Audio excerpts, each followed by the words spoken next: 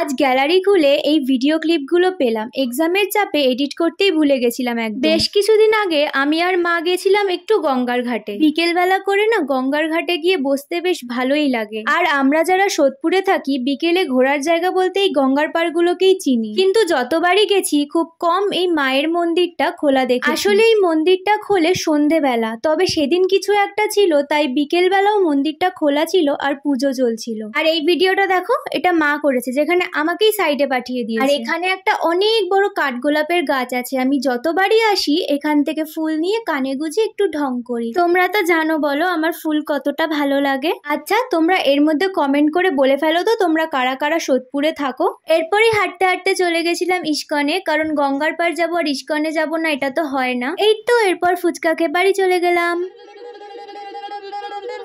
और ऐसे ही अत्याचार के साथ खत्म होता है यहाँ मेरा वीडियो। बाय।